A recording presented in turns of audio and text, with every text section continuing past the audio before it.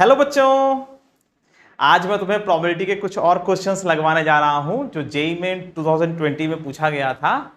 और पहला क्वेश्चन तुम्हारे सामने ये दिखाई दे रहा है, इसको पढ़ो।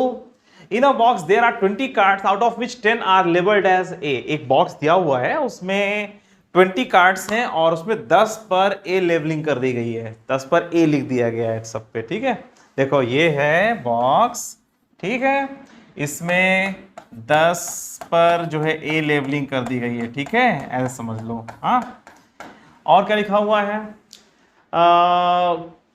Remaining 10 are labelled as B, और 10 पर बी लेबलिंग कर दी गई है। समझ में आ रही बात? तो ये है, तो कुल मिला के हमारे पास ये 20 कार्ड्स हैं।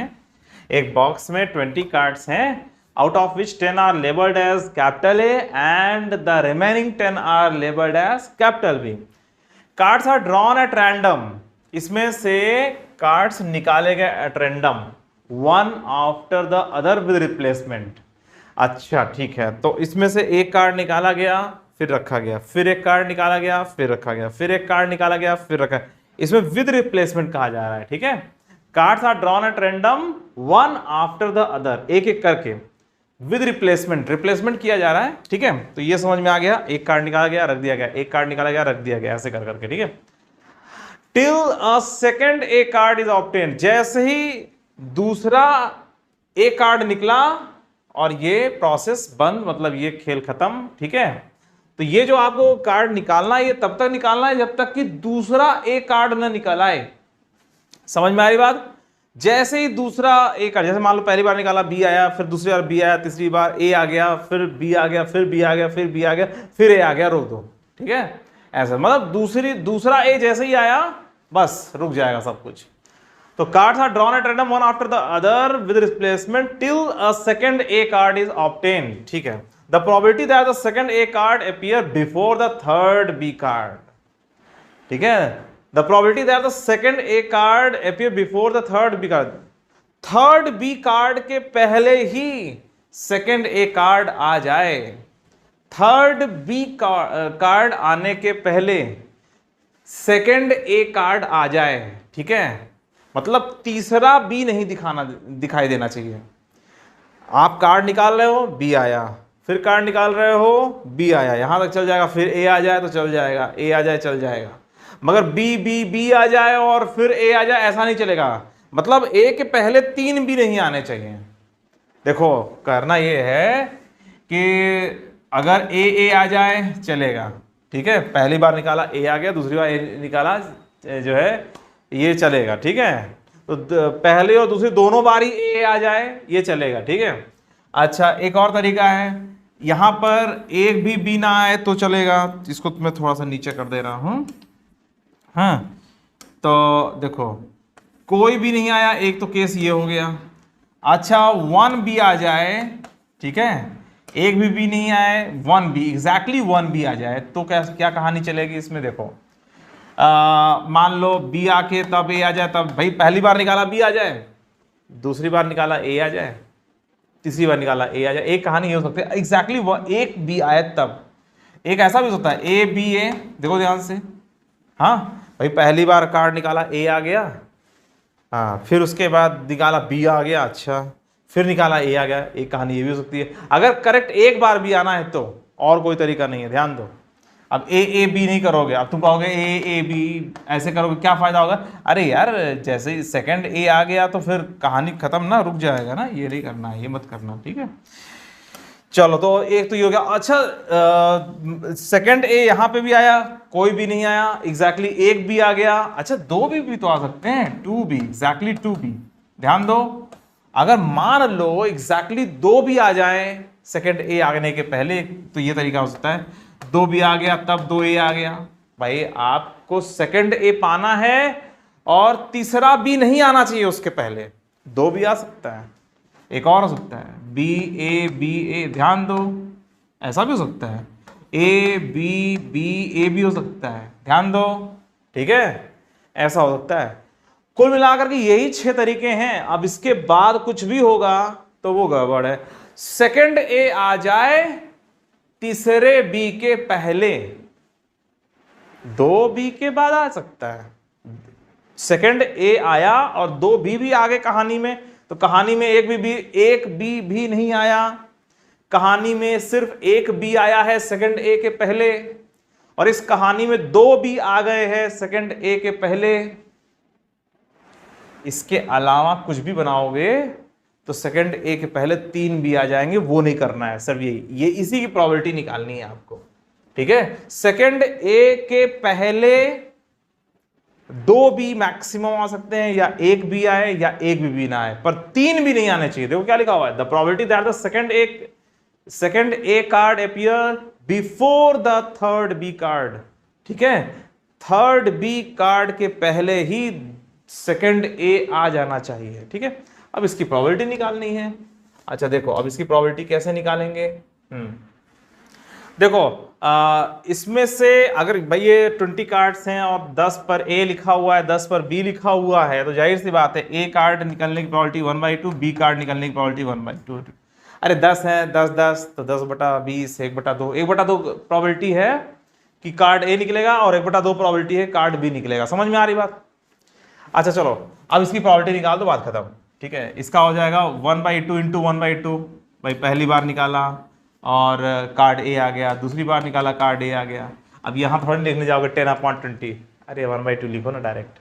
तो पहला वाला 1/2 हो गया, दूसरा वाला देखो, इसमें बी कार्ड आया 1/2, बी कार्ड ए कार्ड आया 1/2, 1/2 सबका 1/2, 1/2 इंटू 1/2 इंटू 1/2 और प्लस इसका 1/2 इंटू 1/2 इंटू 1/2। अच्छी बात है, ये कहानी भी हो सकती थी, ये भी हो सकता है, बी डबल है तो 1/2 इंटू 1/2 इंटू 1/2 इंटू 1/2 और ऐसा ही 3 बार। ध्यान दो, इसको कॉपी कर लें और फिर यहाँ पे पेस्ट कर दें। चलो भाई यहाँ पेस्ट हो जाओ, ठीक है, और फिर यहाँ एक और पेस्ट कर दें, लो यहाँ पर 3, ठीक है। ऐसे तो कुल मिलाकर के इतनी कहानी हो सकती है। सेकंड ए के पहले सिर्फ 2 बार बी, मैक्सिमम 2 बार बी आना अलाउड है। एक बार आ जाए अच्छी बात है, एक बार भी बी ना आए अच्छी बात है, पर 3 बार भी नहीं आना चाहिए, ठीक है। तो यही है, इन सब का सम करना है आपको। तो पहला वाला कितना हो जाएगा 1/4, कितना 1/4, दूसरा वाला 1/8, तीसरा वाला 1/8, ठीक है, और इसका 1/16 प्लस 1/16 प्लस 1/16। समझ में आ रही बात? ये इसकी प्रोबेबिलिटी हो गई, और इसको जब सम करो कितना आएगा, जल्दी करो। हाँ 4 + 2 + 2 + 1 + 1 + 1 और इसका आंसर निकालो कितना आएगा, 4 5 6 7 8 9 10 11, 11/16, ठीक है। तो 11/16 प्रोबेबिलिटी हो गई कि सेकंड ए के पहले 3 बार बी नहीं दिखाई देगा, ठीक है। 11/16 इसका आंसर फाइनल हो गया, ठीक है।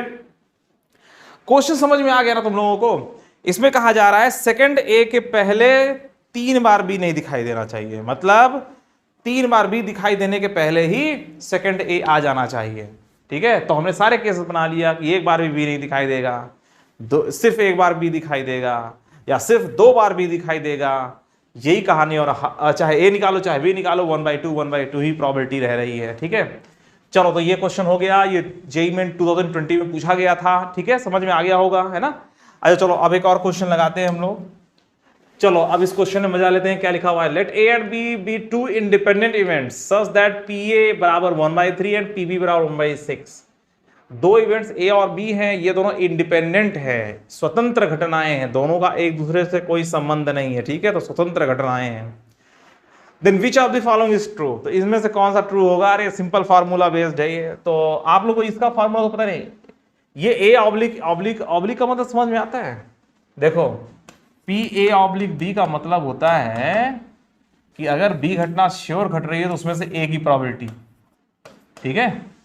इसका मतलब ये होता है कि बी ऑब्लिक के जो राइट में लिखा रहता है तो वो श्योर घट रहा होता है, कंडीशन बी है कि बी घटेगा ही घटेगा, तब ए की प्रोबेबिलिटी निकालो। जब इतना होना ही होना है तो यही फेवरेबल होने लगेगा और इसमें से इसकी प्रोबेबिलिटी निकालेंगे, क्योंकि ए का इतना ही भाग तो बी के अंदर है।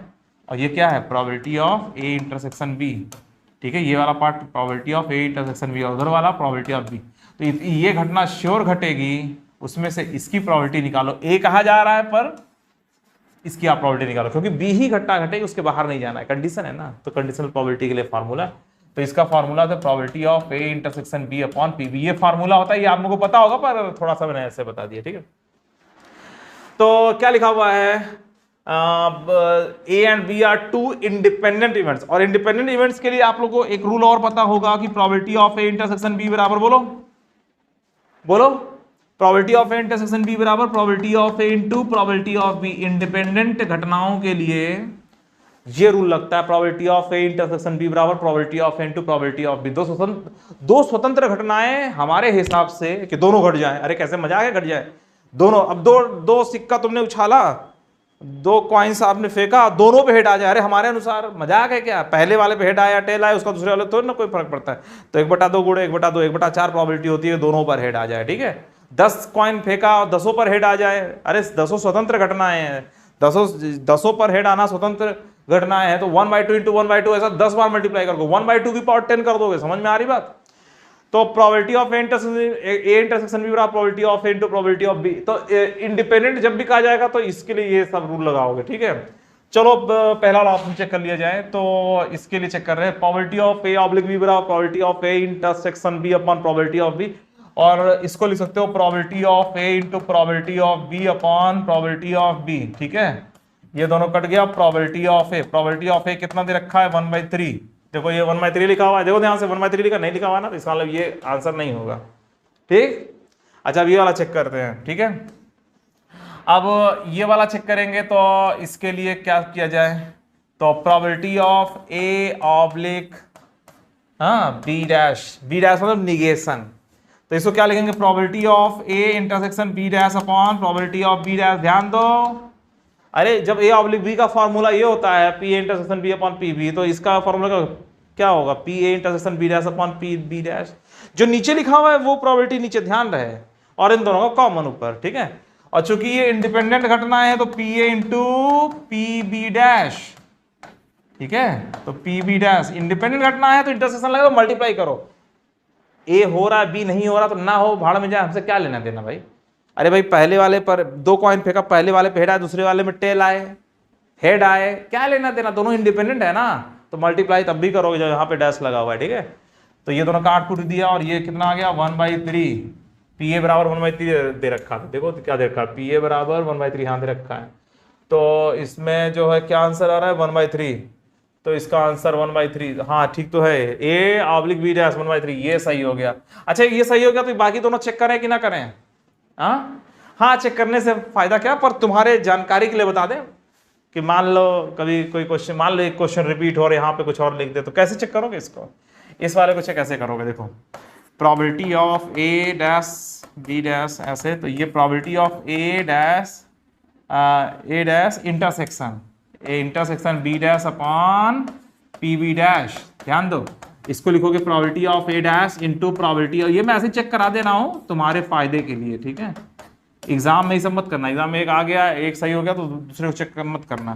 तो प्रोबेबिलिटी ऑफ ए डैश, तो प्रोबेबिलिटी ऑफ ए डैश बराबर इसको लिख सकते हो 1 minus probability of A, 1 minus 1/3 बराबर 2/3। देखो ये 2/3 दे रखा है, तीसरा वाला नहीं 1/3 दे रखा है, इसका मतलब ये गलत है। समझ में आ रही बात? हाँ, अरे इतना सिंपल फार्मूले पर है, एकदम पकड़ बना लो यार। अब ये क्या लिखा हुआ है? A oblique A union B, ये कैसे चेक करोगे? इसको चेक करवा देता हूँ, ठीक है। तो इसको लिखोगे probability of A intersection A union B upon probability of A union B. ध्यान दो वही सब फॉर्मूला लग रहा है, probability of A intersection B upon probability of B, वही वाला फॉर्मूला लग रहा है ना बार बार। तो यहाँ पर probability of A intersection A union B upon probability of A union B कर दोगे, और यहाँ पे फिर से वही काम, ए और ए यूनियन बी, ए और ए यूनियन बी में कॉमन क्या होता है? ए ये है, बी ये है, ए यूनियन बी पूरा है और ए ये है, तो ए का ए यूनियन बी से कॉमन पी ए ही होता है, तो P A upon P A union B, ठीक है। इसको क्या लिखोगे? इसको लिखोगे पी ए अपॉन और A union B P A plus P B minus P A intersection B कर लेना, ठीक है। ये फार्मूला पता होगा आप लोगों को, तो आप लोग ये भी पता है और ये P into P B कर लेना। तो ये जब निकालोगे तो इसकी वैल्यू इसके बराबर नहीं आएगी, तो ये भी आंसर सही नहीं है, ठीक है। तो ये सिर्फ यही वाला आंसर सही होगा, हाँ, और एक ही आंसर तो सही होगा। वन ऑप्शन ही करेक्ट है, तो अगर सही आ गया तो दूसरा थोड़ा ना सही आएगा।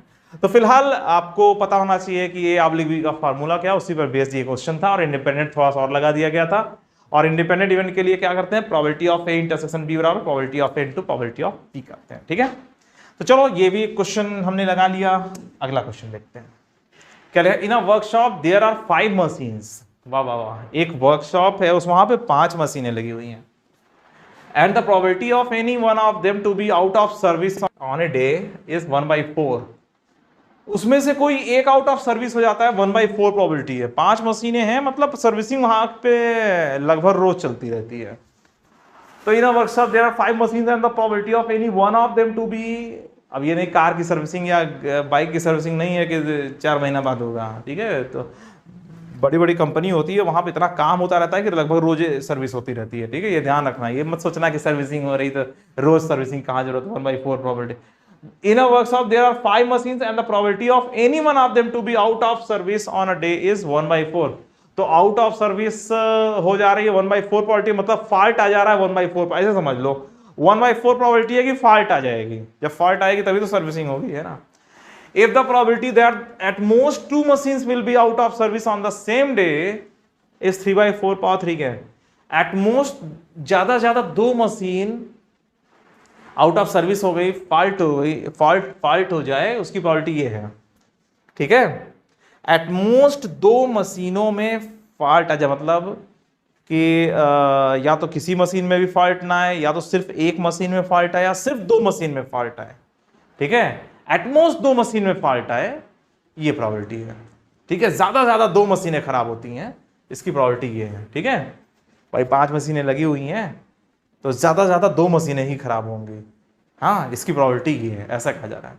तो क्या की वैल्यू निकालनी है, अरे भाई आउट मैक्सिमम 2 मशीनें खराब होंगी, तो हो सकता है कि एक भी मशीन ना खराब हो, ठीक है। तो जो है भाई 5 मशीन है, M1, M2, M3, M4 और M5, हाँ, इसमें से ज़्यादा 2 मशीनों में फॉल्ट आ जाए, हाँ, तो यहाँ पर ऐसे करना है, एग्जैक्टली 2 मशीन में फॉल्ट आ जाए और एग्जैक्टली 1 में फॉल्ट आ जाए और प्रोबेबिलिटी नो, ठीक है, नो मशीन फॉल्ट, ठीक है, ऐसे समझ लो, ठीक है। तो ज्यादा 2 मशीनों में फॉल्ट आ जाए, हाँ, इसकी प्रोबेबिलिटी दी हुई है। तो किसी भी फॉल्ट ना आए, सिर्फ एक में फॉल्ट आए और एग्जैक्टली 2 में फॉल्ट आए। तो किसी मशीन में फॉल्ट ना आए तो भैया 5 है, 5 में से एक भी मशीन में फॉल्ट नहीं आया, ठीक है। फॉल्ट आने की प्रोबेबिलिटी 0 था, अरे सॉरी, फॉल्ट आने की प्रोबेबिलिटी 1/4 था, है ना, हाँ, आउट ऑफ सर्विस मतलब फॉल्ट आ जाए 1/4, तो 1 - 1/4 मतलब 3/4 की पावर, सारी मशीन सही काम कर रही है, ठीक है, एक में भी फॉल्ट नहीं आई, हाँ। ज़्यादा 2 मशीन में फॉल्ट लानी है लानी क्या है, दिया हुआ है कि उसकी प्रोबेबिलिटी है तो वही काम कर रहे हैं, तो ये हो गया। सिर्फ एग्जैक्टली एक मशीन में, अब ये जो लगा रहा हूँ binomial distribution of successive events वाला है, तो भाई 5 में से कोई मशीन फॉल्ट में नहीं गई, पाँचों सही है।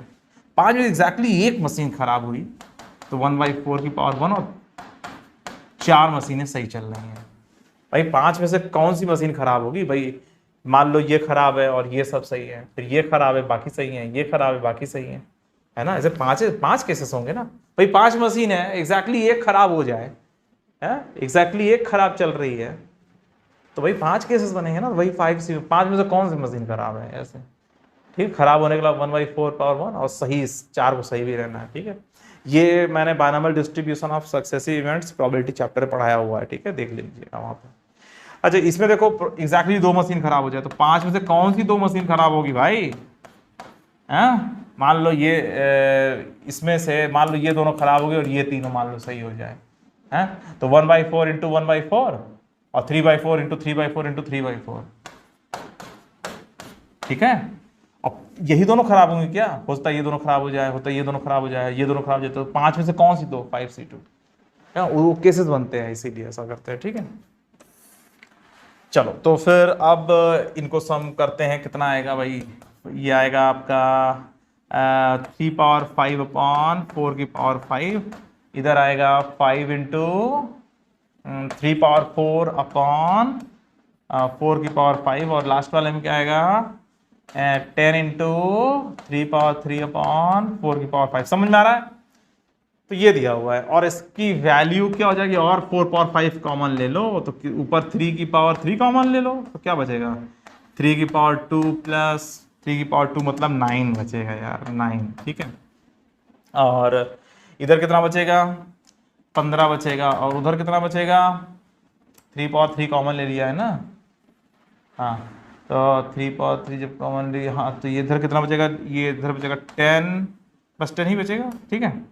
और इसकी वैल्यू आ जाएगी कितनी, ये आ जाएगा 3 की पावर 3 अपॉन 4 की पावर 5, और इधर आ जाएगा आपका 34, ठीक है। तो ये प्रॉबिलिटी एटमोस्ट ज़्यादा दो मशीनें खराब होंगी तो उसकी प्रॉबिलिटी ये आ रही है। और इसकी वैल्यू क्या दे रखा है क्वेश्चन में, क्वेश्चन में दिया हुआ है स्क्वायर 3/4 पावर 3 के, इसकी वैल्यू क्या दिया हुआ है, अब यहाँ पे दिया हुआ है इसकी जो वैल्यू है 34, 3/4 की पावर 3 इंटू के, ये दिया हुआ है। अब क्या की वैल्यू निकालना है, आसानी से कर सकते हो। तो देखो जो कहा जा रहा है एटमोस्ट, यहाँ पे एटमोस्ट एटलीस्ट, अब तुमसे कहा था एटलीस्ट 2 मशीनें खराब हैं, तो 2 मशीन खराब है, 3 मशीन खराब है, 4 मशीन खराब है, 5 मशीन खराब है, ऐसे चारों का सम कर देते हैं। अब कहा जा रहा है एटमोस्ट 2 मशीन खराब है, तो ज्यादा 2 मशीन खराब है, होता है एक ही खराब हो, होता है एक भी ना खराब हो, ठीक है। तो इसीलिए हमने तीनों का सम किया इस तरीके से, एक भी ना खराब हो, एक एग्जैक्टली एक खराब हो, 2 खराब हो, ठीक है, या फॉल्ट आ गई है। हाँ तो चलो अब इसको सॉल्व कर लेते हैं। इसको जब मल्टीप्लाई करेंगे कितना आएगा, 3 की पावर 3 इंटू 4 की पावर 3 अपॉन 4 की पावर 5 इंटू 3 की पावर 3 इंटू 34 बराबर के, कुछ कट रहा है, हाँ ये कट रहा है, ये काट दोगे तो कितना जाएगा, 16 आ जाएगा, है ना, ऐसे समझ लो, या इसको ऐसे हटा दें, इसको ठीक से लिख दें, और यहाँ पे ये तो पूरा कट ही जा रहा है, 34/16 आ रहा है इज इक्वल टू के, और ये भी कट जाएगा, तो के की वैल्यू आ जा रही है, के की वैल्यू आ रही है 17/8, ये इसका आंसर है, ठीक है। तो के की वैल्यू 17/8, देखो कहाँ पर है ये आंसर, 17, ये पहला वाला ऑप्शन सही जाएगा, ठीक है। तो इस क्वेश्चन में कोई खास नहीं था, इसमें इस क्वेश्चन बस ये दिया हुआ था कि कम से कम, अरे ज्यादा 2 मशीनें खराब हैं, है ना। अब कोई 5 बच्चे गए एग्जाम देने, ज्यादा 2 बच्चे फेल हैं, ठीक है, तो होता है 2 फेल होता है, 1 फेल होता है, 1 भी ना फेल हो, ज्यादा कहा जा रहा है तो मिनिमम के लिए 0 कर सकते हैं, ठीक है। तो वही है, जो पढ़ा हुआ है तुमने, अच्छे से पढ़ा हुआ है, सबके लिए बहुत बढ़िया से पढ़ा हुआ है तुम लोगों ने, तो उसी पर बेस्ड ये एग्जाम्पल है। अब एक और नहीं, बस इतना ही क्वेश्चन है आज, ठीक है। चलो तो ये क्वेश्चन हमने किए, और फिर मिलते हैं नेक्स्ट क्लास में नए क्वेश्चंस के साथ, ठीक है। तब तक पढ़ाई करते रहो, और एग्ज़ाम होने वाला है, आप लोग एग्ज़ाम अच्छे से दीजिएगा, मन लगा के दीजिएगा, कोई एक्सपेक्टेशन मत रखिएगा, तब आपका दिल ज़्यादा अच्छे से काम करेगा ना, घबराओगे नहीं। एक्सपेक्टेशन रखा नहीं कि घबराहट आ जाती है, ये ध्यान रखिएगा, ठीक है। एक्सपेक्टेशन नहीं रखना है, आराम से क्वेश्चन सॉल्व करना है, और अपने ऊपर भरोसा रखना है। तो बहुत सकरा रास्ता है, ठीक है, इस रास्ते पर बढ़ने के लिए बहुत दम चाहिए, है ना, तो बहुत हिम्मत चाहिए, बहुत एक्सपीरियंस चाहिए, है ना, तो फेथ चाहिए, है ना। तो हम लोग इसीलिए बताते हैं ताकि आप लोगों को फेथ रहे, अपना काम ईमानदारी से करो, और ईमानदार लोगों के लिए रिज़ल्ट अच्छा लिखा होता है, रिज़ल्ट अच्छा ही मिलता है, तो आपको भी अपना रिज़ल्ट मिल जाएगा, ठीक है। चलो फिर मिलते हैं, बाय बाय।